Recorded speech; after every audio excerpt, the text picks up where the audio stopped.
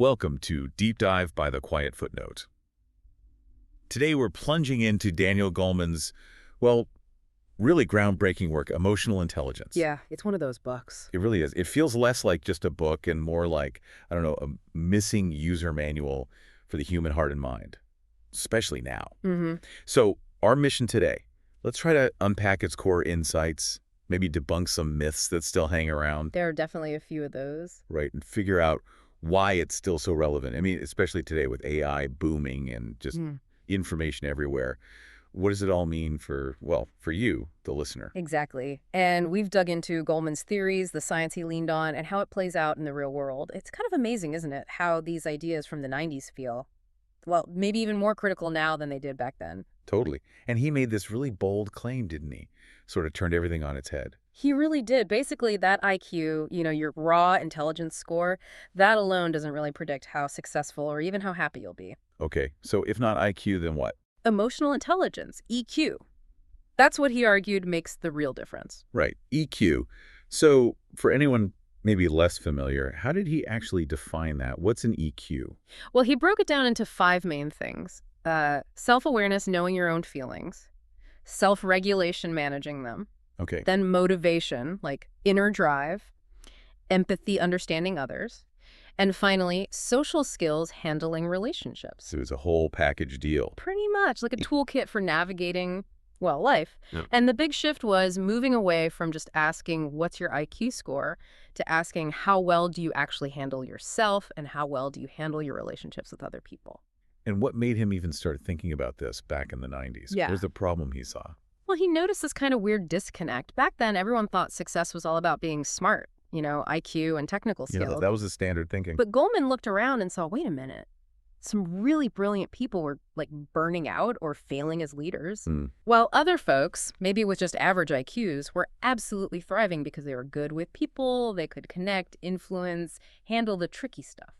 So the schools focusing only on academics were missing something huge. Exactly. He famously said something like, we had tools to measure intelligence, but not wisdom. Wow. We were teaching people to solve equations, but not how to solve themselves. That was the gap he saw. So he wanted to put some science behind it. Prove EQ mattered just as much, maybe more. Precisely. And push schools, workplaces, everyone to actually prioritize these emotional skills. He saw we were creating people who were technically competent, but maybe Emotionally illiterate. yeah, emotionally adrift, maybe. Which brings us to some of the big ideas he dropped on us. What stands out for you as a real mic drop moment from the book? Oh, wow. Well, the big one has to be the research suggesting IQ only accounts for about, 20% of life success? 20%. That's wild when you think about how much emphasis we put on it. Right, it just flips the whole script. That means 80% is something else. He showed that being brilliant without empathy, it's just brittle. It breaks easily. Yeah, that really redefines smart. And that connects to the emotional hijacker. Yeah. That concept was pretty eye-opening. Totally eye-opening. The idea that your amygdala, that sort of primal part of your brain, can literally just bypass the rational thinking part. Like when you just snap. Road rage, maybe. Exactly. That sudden flood of anger or fear. Goleman showed it's not necessarily a character flaw, it's biology. Okay. He reframed it. Yeah. It's not weakness, it's biology we can work with. Like he said, in an emotional hijacking, rationality is swamped by emotion. Understanding that feels empowering, actually. It's not, I'm weak, it's okay, my brain did this thing. Right. And speaking of understanding ourselves, Yeah. the marshmallow test, that really drove home self-regulation. Oh, yeah, the kids and the marshmallows. That story is amazing. It really is. The kids who could wait for the second marshmallow, decades later, they just did better across the board. Better grades, better jobs, healthier. All of it. It wasn't just about candy, right? It showed how powerful patience and impulse control are. It made EQ feel really practical. Like every little choice to wait, to not react instantly, it's training. Training for bigger life victories, as he put it. He called delaying gratification a master skill. A master skill, exactly. And then there's empathy. For so long, people saw it as, just being nice, a soft skill. Yeah, nice to have. But Goleman said, no, it's actually a primal survival skill. Yeah. And it's strategic. Strategic. How so? In leadership, business, relationships, understanding where someone else is coming from, even if you disagree, that's foundational. He said, rapport is the root of influence. It's the glue. The glue of human connection. I like that. And maybe the most hopeful part, that EQ isn't fixed. Yes. that the emotional brain is plastic. That was huge. Yeah. It means you can actually relearn emotional patterns even after years of habit or even trauma. So it's not just something you're born with, it's a skill you can build, like going to the gym, but for your emotions. Kind of, yeah. It makes EQ achievable for everyone, not just the lucky few. And he didn't stop there. He connected emotions directly to our physical health too, right? Absolutely. Things like chronic stress, constant anger, or even persistent optimism. They aren't just feelings floating around. They have real measurable effects. On your immune system, heart disease risk, that kind of... Exactly. He pulled EQ out of just psychology and put it right into biology. Made emotional hygiene seem just as vital as, brushing your teeth. Wow. Emotional hygiene. That's a powerful way to put it. And he pushed for this in schools too. Oh, definitely. He talked about programs like self-science and showed how teaching kids EQ actually reduced violence, boosted grades, made the whole school environment better. So it wasn't just a nice add-on, it was fundamental, like reading and writing. He called it a fundamental literacy, which helps us bust some myths that are still floating around, like the big one you mentioned, that IQ predicts success above all else. Right. Goleman basically said, IQ gets you in the door, maybe, but EQ is what helps you succeed once you're inside. IQ keeps us useful, but EQ keeps IQ useful. Well put. And another myth, that emotions are just irrational noise we should ignore or suppress. Yeah, keep a stiff upper lip. Right. But Goleman argued they're actually vital data, survival tools. The trick isn't suppression, it's smart regulation, learning to read the signals. And the idea that your personality is fixed. I'm just an angry person, or I'm just not good with people. He really challenged that with the brain plasticity research. EQ can be developed. It's like learning an instrument. You might have some natural tendency, but practice makes the difference. It's about habits, not just wiring. Exactly.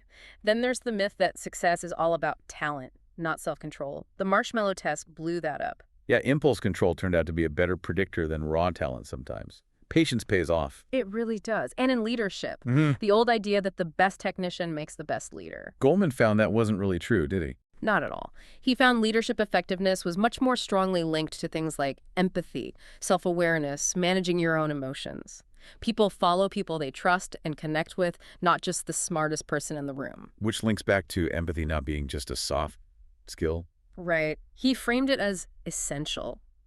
The bedrock of collaboration, connection, society, really. And he also fought against that old mind-body split idea. Yeah, showing that negative emotions aren't just in your head, they literally harm your body over time. That emotional hygiene idea again. And finally, the myth that schools should only focus on academics, on the 3 R's. He showed EQ programs actually boost everything, including academics. Emotional literacy isn't a distraction, it's foundational. So the big myth he really debunked overall was that emotions are just messy distractions. Exactly. He said emotions are data, not distractions. Learning to read them is as important as learning to read words. And thinking about that now, in 2025, wow, it feels like his work isn't just relevant, it's almost prophetic. Absolutely. Let's compare then and now. Back then, Goleman warned about, emotional hijacks from a rude comment or bad traffic. Okay, everyday stuff. Yeah. But today, we're constantly bombarded. Social media outrage, algorithms designed specifically to trigger us, to grab our emotional attention. It's on a whole different scale. It really is. So EQ isn't just personal anymore. It's like a necessary shield. A shield against systemic emotional manipulation. If Goleman were updating it today, he might say, if you can't regulate your emotional attention, someone else will monetize it. Oof, that hits hard.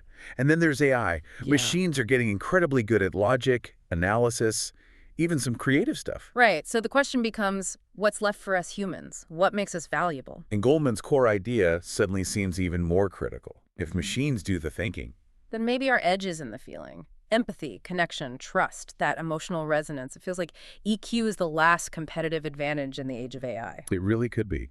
And we're seeing this mental health crisis globally, right? Burnout, anxiety, loneliness. It's everywhere. And EQ feels like preventative medicine for that. Just chasing technical success or productivity without emotional awareness. Yeah. That seems to be breaking people. Yeah, like Goleman might say, in a world wired for productivity, EQ is the antidote that keeps us human. It's about thriving, not just surviving. And look at how divided societies are. So much polarization. Goleman's points on empathy feel incredibly urgent now. We have Plenty of smart arguments, but maybe not enough understanding. Exactly. The ability to see another perspective, even one you strongly disagree with, without instantly resorting to anger or dismissal, that feels less like a personal skill and more like an urgently civic skill. As he said, without empathy, intelligence fuels division. With empathy, it builds bridges. Beautifully put. And think about kids growing up today. Their childhoods are so digital. They're learning about emotions from screens, sometimes, not just playgrounds. Right. From curated, often extreme online stuff, instead of messy, real-world, face-to-face interactions. So teaching EQ in schools feels even more vital now to help them build resilience, understand themselves in this crazy online world. Otherwise, as Goleman might warn us today, if we don't teach children to understand their emotions, TikTok will. Wow. That's a powerful thought. So if Goleman were giving us his thesis statement for right now, 2025, what do you think it would sound like?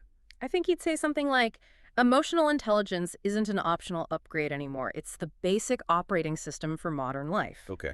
IQ and technical skills, they're becoming commodities. Emotional intelligence, that's the scarce currency now. That really lands. So let's try to boil this down for the listener. What are the absolute top, say, 5 key takeaways from Goleman's work? Okay, top 5. First, self-awareness is the bedrock. You can't manage what you don't notice. Just naming an emotion gives you that tiny bit of space between the feeling and just reacting. Okay, number 1. Know thyself emotionally. What's second? Second, self-regulation means freedom. It's about mastering those impulses. Emotions give you information, but they don't have to dictate your actions. Pausing, choosing your response. That's where the power is. Turning raw feeling into strength. Got it. Don't be ruled by the hijack. Third, Empathy isn't soft. It's essential for survival. Understanding how others feel is critical for relationships, leadership, just for society to function. It really is that glue of human connection. right. Essential, not optional. Fourth takeaway. Fourth, and this was his bombshell, EQ generally outweighs IQ in the real world. When you look at overall life success, health, resilience, leading others effectively, EQ plays a much bigger role than just raw brain power. The 80% factor we talked about. Okay, and the fifth. And fifth, the hopeful one. EQ can be learned and developed. Your basic temperament might give you tendencies, sure, but your habits, your practice, that shapes your destiny. Anyone can get better at this with effort. Mindfulness, journaling, just paying attention. It works. So if we had to cram it all into one sentence, the essence of the book. One sentence. Maybe. Emotional intelligence is the art and science of recognizing, managing, and wisely using emotions, both yours and others, to navigate life, leadership, and connection far better than IQ alone ever could. That captures it well. And beneath all these practical lessons, there feels like a deeper message, doesn't there? Something maybe unspoken. Yeah, definitely, like a quiet hum underneath. One is that you are not just stuck with your wiring. Biology isn't destiny. The deeper whisper is you can always relearn how to live. That's powerful. And related to that, maybe, emotions aren't weaknesses. They're actually carrying wisdom. Exactly. They're not just noise. They're signals trying to guide you towards connection, safety, meaning, if you learn to listen. And he also subtly suggests that achieving stuff without that human connection is kind of empty. Right. That real success, the measure of a good life, isn't just about being brilliant or rich. It's about resonance, how you connect, the impact you have on others. Which implies that working on your own EQ isn't just selfish, it's actually a contribution. Yeah, emotional growth is a collective endeavor. When you grow emotionally, it doesn't just benefit you, it ripples outwards. It's a gift to everyone around you. And maybe the most profound underlying message, that learning this stuff, emotional literacy, is almost a moral duty. I think so. Learning to manage ourselves, to truly try and understand others. That's how we stop harming each other. It's how we avoid, as he might put it, failing at being human. So the big unspoken plea from Goleman might just be, wake up. Yeah, we've worshipped the analytical mind and kind of ignored the heart. But the heart, if we train it, if we understand it, it's not fragile. It's the engine of real wisdom. Which brings it right back to you, the listener. This isn't just academic theory. Not at all. Mastering your emotional intelligence, or at least working on it, is so crucial today for your creativity, your resilience, for real connection in this sometimes overwhelming world. So what's next? What can you actually do after hearing all this? Well, maybe start small. Try keeping an emotion journal for a week, just jotting down feelings you notice. Or consciously practice the pause button next time you feel triggered. Just a breath before reacting. Or even just try paying more attention to nonverbal cues in conversations. See Yeah. what you pick up about how others might be feeling. Build that empathy muscle. Yeah, exactly. Start somewhere. Because Yeah. look, we've built amazing tools, right? Tools that can outthink us. Networks that outspeed us, systems that outscale us. But none of them can outfeel us. That's our edge, our human edge, if we learn how to use it. Yeah. In a world that's increasingly about algorithms and screens, focusing on our emotional intelligence, it isn't just a skill anymore. It feels more like a vital act of reclaiming our humanity.